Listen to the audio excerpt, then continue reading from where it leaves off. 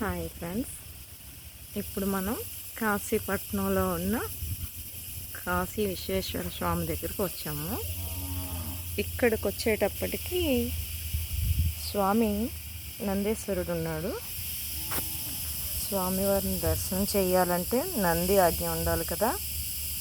నందీశ్వరుని ఆజ్ఞతో స్వామికి మనం వచ్చిన విన్నపం చెప్పుకొని ఇక్కడ నుంచి ఈ మర్రి చెట్టు త్వరలో ఉన్న కాశీ విశ్వేశ్వర స్వామిని ఇప్పుడు మనం దర్శించుకోవటానికి వెళ్తున్నాం. ఇది ఎన్నో ఏళ్ళ నుంచి ఉన్న చెట్టు. అందులో ఉద్భవించిన ఈ శివయ్యను కాశీతో సమానంగా ఇది చిన్న కాశీ అని కూడా అంటారు. ఇక్కడ ద్వారపాలకులు కూడా ఉన్నారు. వీళ్ళని మనం దర్శనంకి ఆజ్ఞమని అడగాలన్నమాట. ఇక్కడ అడిగిన తర్వాతనే మనం శివయ్య దగ్గరికి వెళ్ళిపోదాము. ఒక్కసారి ఆ చెట్టు పైకున్న తొర్రంతా చూడండి, ఎంత పెద్ద చెట్టో కదా. చూస్తేనే తెలుస్తుంది కదా, శివాజ్ఞ లేనిదే ఏది కూడా జరగదు. ఇక్కడ శివయ్య ఎంత నిండుగా కొలువై ఉన్నారో చూడండి. మరి ఇదంతా కూడా చెట్టు తొర్ర చూస్తున్నారుగా.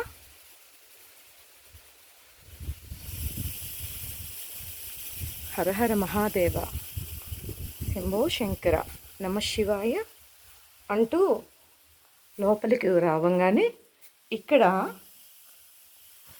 గణపతి స్వామి దర్శనమిస్తారు. దండం పెట్టుకున్నారా మరి? అలానే అమ్మవారు కూడా ఇక్కడ కొలువై ఉన్నారు. పార్వతీమాతను కూడా మనం దండం పెట్టుకున్నాం కదా.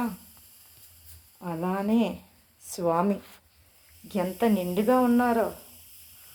హరహర మహాదేవ, శంభో శంకర, నమ శివాయ, నమ శివాయ, నమ శివాయ, నమో నమః, ఈశ్వర పరమేశ్వర, నమ శివాయ.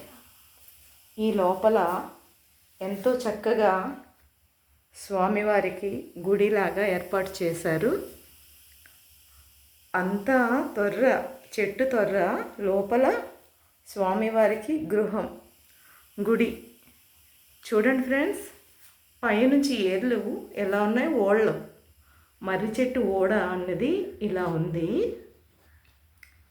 ఎంత చక్కగా స్వామివారి జడలు ఉన్నట్లుగా ఉన్నాయి కదా.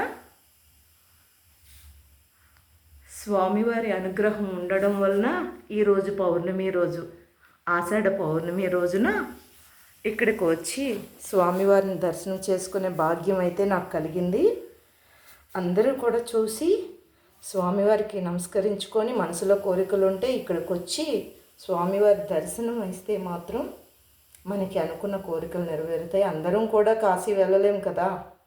అందువలన ఈ స్వామివారి దగ్గరికి వచ్చి స్వామిని దర్శించుకుంటే అనుకున్న కోరికలన్నీ నెరవేరుతాయి ఫ్రెండ్స్.